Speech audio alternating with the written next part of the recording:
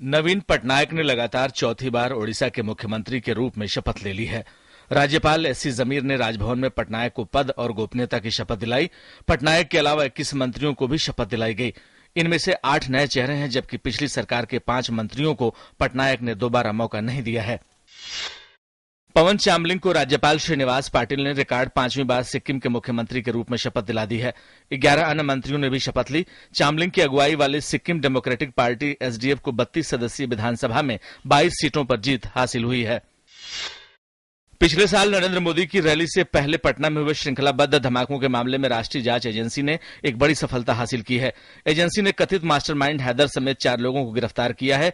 NIA ने कहा कि अली के अलावा रांची से गिरफ्तार किए गए लोगों में तौफीक अंसारी, मोजिबुल्लाह और नौमान अंसारी शामिल हैं। केंद्रीय खुफिया एजेंसियां खासतौर पर पिछले साल बिहार से यासीन भटकल की गिरफ्तारी के बाद से पटना विस्फोट मामले को सुलझाने में जुटी थी। उच्चतम न्यायालय ने 2002 में अमेरिकी सेंटर पर हुए हमले के मामले में दोषी साबित 2 लोगों की मौत की सजा उम्र कैद में तब्दील कर दी है। अदालत ने कहा कि आतंकी मामले का मुख्य मास्टरमाइंड आफ्ताब अहमद अंसारी जिंदगी की आखिरी सांस तक सलाखों के पीछे रहेगा और दूसरा दोषी जमीलुद्दीन नासिर किसी छूट के बिना कम से कम 30 साल तक जेल में रहेगा।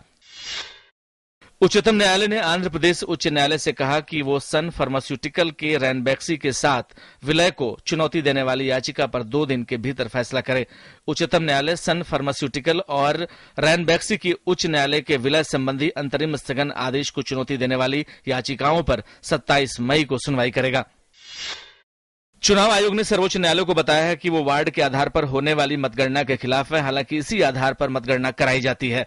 चुनाव आयोग ने सर्वोच्च अदालत को बताया कि उसने केंद्र सरकार से सभी जगह की मतगणना एक साथ कराने को कहा है, जिससे जनता की निजता के अधिकार की रक्षा की जा सके। अदालत ने चुनाव आयोग से इस बारे में एक हलफनामा दायर करने को कहा है और मामले की सुनवाई 7 जुलाई को करने के लिए निर्धारित की है।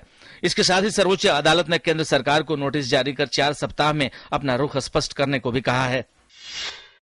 पूर्व प्रधानमंत्री राजीव गांधी की 23वीं पुण्यतिथि पर तमाम नेताओं ने उन्हें बुधवार को भावभीनी श्रद्धांजलि दी। राष्ट्रपति प्रणब मुखर्जी, उपराष्ट्रपति हामिद अंसारी, डॉक्टर मनमोहन सिंह, कांग्रेस अध्यक्ष सोनिया गांधी, राहुल गांधी, प्रियंका, रॉबर्ट वाड्रा समेत कई गणमान्य लोगों ने उनकी समाधि वीरभूमि पर उन्हें श्रद्धा सुमन अर्पित किए। बुधवार को बाजार में मुनाफा वसूली का दबाव रहा। सेंसेक्स 79 अंकों की गिरावट के साथ 24,298 के स्तर पर बंद हुआ है। वहीं निफ्टी 23 अंक गिरकर 7,253 के स्तर पर बंद हुआ है। दिग्गज शेयरों में UltraTech Cement, ACC, SBI, Grasim, BHEL, Bharti Airtel, Axis Bank और एलएनटी सबसे ज्यादा 3.2 से 2.1% गिरकर बंद हुए हैं। हालांकि Bajaj Auto, United Spirits, DLF, Asian Paints, NTPC, Hindalco, Sesa Sterlite और कोल इंडिया सबसे ज्यादा 5.1 से 1.5% तक उछलकर बंद हुए हैं।